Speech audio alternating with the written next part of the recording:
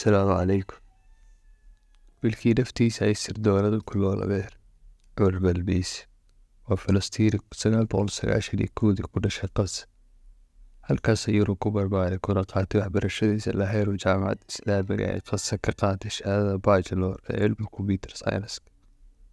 inta uu qasa joogay wuxuu ka shaqeeyay orinta horumarinta barnaamijyada computer isagoo sidoo kalena noqday macallin culuumta ka dhiga akaademiyada kala duwan xorriyadda uu qasa joogay wasaaradda arrimaha gudaha ee qasa waxa uu sameeyey barnaamij lagu jabsan nidaamka computer oo ay markaas wasaaraddu u baahneed sanadihii 2015 ilaa 2016 cumar waxa uu ku guuleystay inuu sameeyo barnaamij awood u leh inuu dhex galo nidaamka computer ee ku shaqeeya gadaaraha difaaca gumeystaha Israa'iil gadaarahan oo aad u barsan waxa lagu magacaabaa koofiyadda birta ah afka qalaadna waxa lagu dhahaa Iron Dome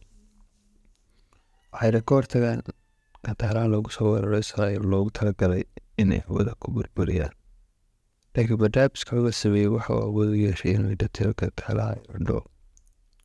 oo ay arki waayaan ama khalkhal uu ku dhaco ay qaban kari waayaan gadaaraha ay Xamaas ku soo rido gumeystaha Israa'iil waxa uu kaloo sameeyey barnaamij isaguna dhex gala telefoonada gacanta ee adeegsadaan mas-uuliyiinta Israa'iil baadhitaan 3 sano ay waday ayaa Mossad ku heshay raad ku hagaysa ay khatartaasi kaga imaanaysay oo dabcan injineer Cumar ah muddo kadib Cumar waxa uu tegey magaalada Qaahira halkaas oo intii uu joogay ay sanadkii 2019 shirkad samaysa barnaamijyada kombiyuutarka oo fadhigeedu yahay Norway u soo bandhigtay shaqo laakiin waa uu diiday shaqadaas kadib markii uu ka shakiyay ujeeddo khaldan leedahay shirkadaas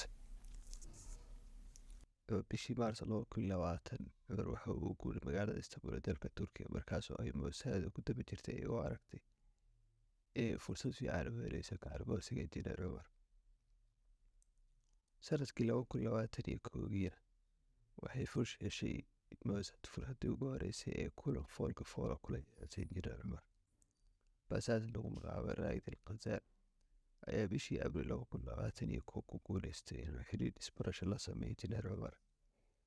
isagoo iska dhigay inuu madax ka yahay qaybta shaqaalaha ee shirkadda Faransiisa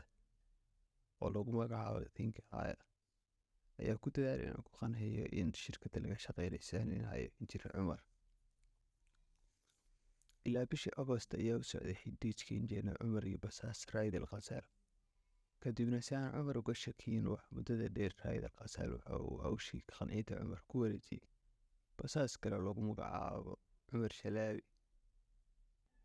labadan basaasba ujeedada ugu weyn ee loo soo diray waxay ahayd